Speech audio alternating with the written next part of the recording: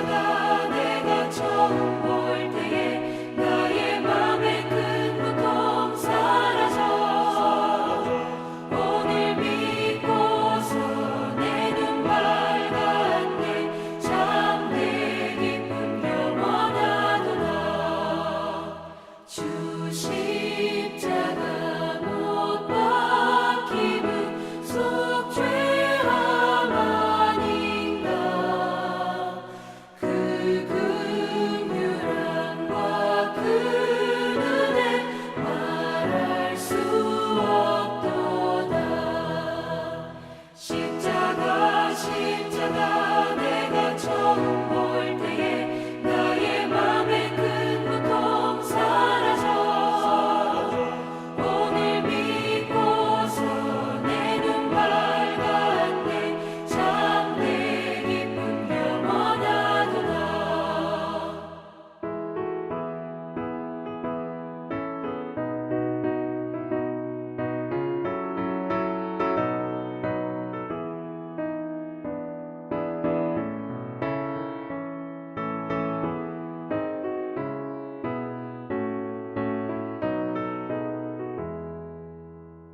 늘 울어도 그 큰 은혜 다 갚을 수 없네 나 주님께 몸 바쳐서 주의 일 힘쓰리 십자가 내가 처음 볼 때에 나의 맘의 큰 고통 사라져 오늘 믿고서 내 눈 밝았네 참내 기쁨 영원하도다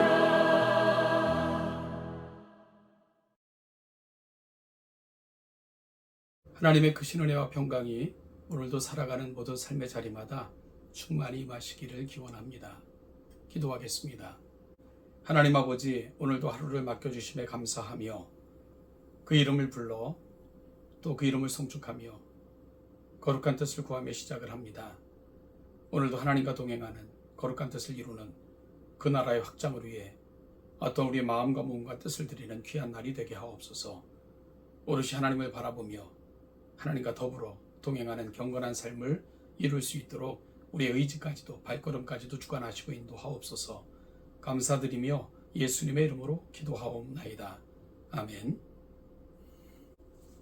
오늘 보실 하나님의 말씀은 레위기 16장 23절 말씀부터 34절까지 보겠습니다. 23절로 34절까지를 읽겠습니다.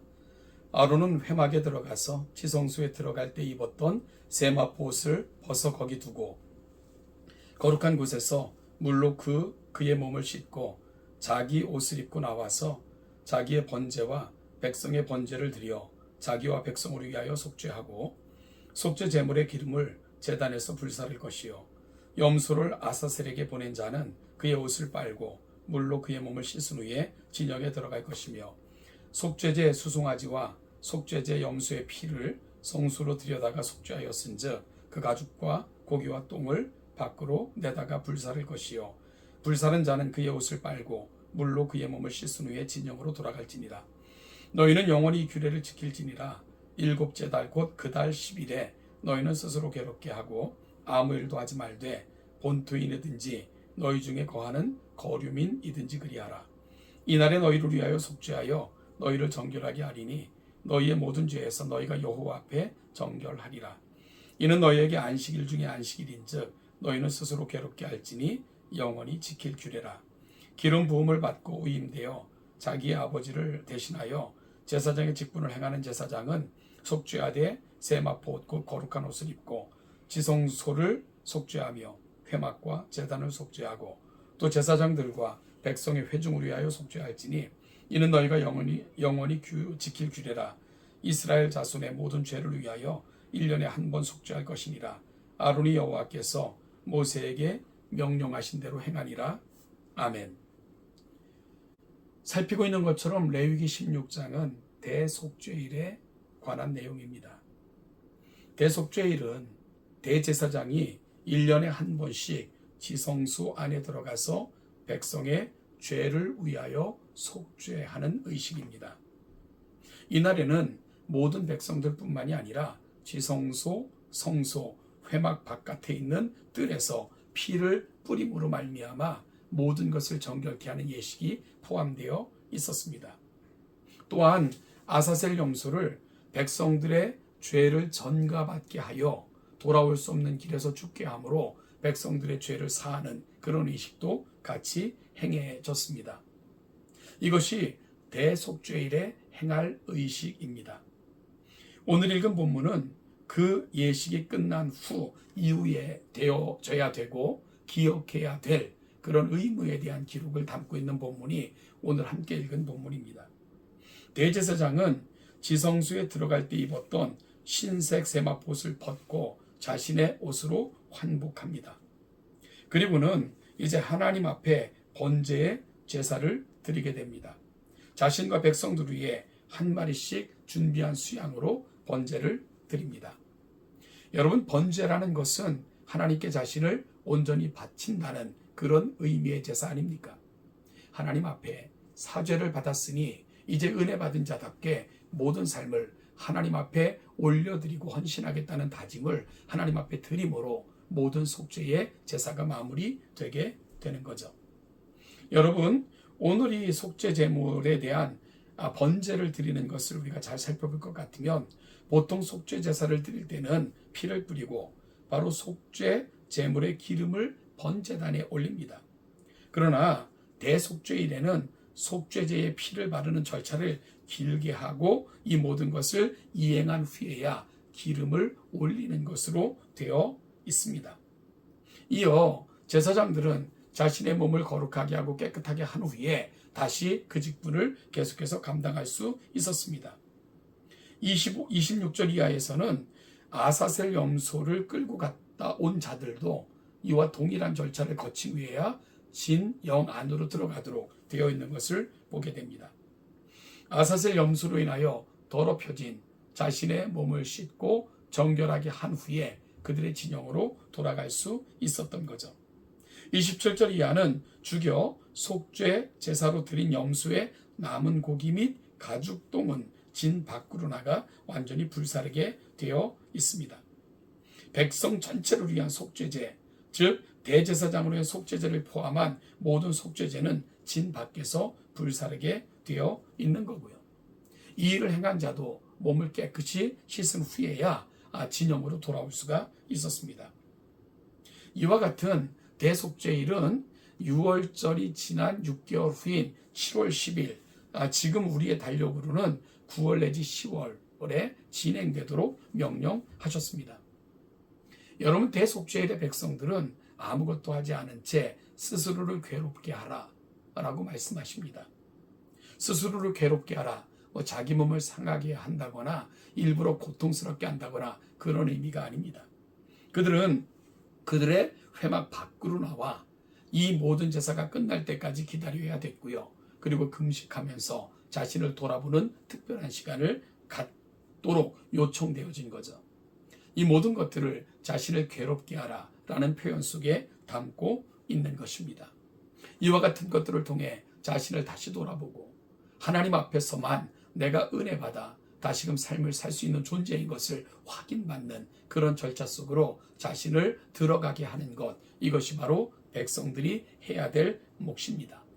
뿐만이 아니라 이들이 이 대속죄를 늘 기억하면서 내가 나된 것은 하나님의 은혜뿐이라는 것을 기억하고 간직하는 그런 삶을 살 것을 또한 하나님은 요청하고 계십니다. 32절 이하에서는 대제사장들에 대한 권면이 나오는데요.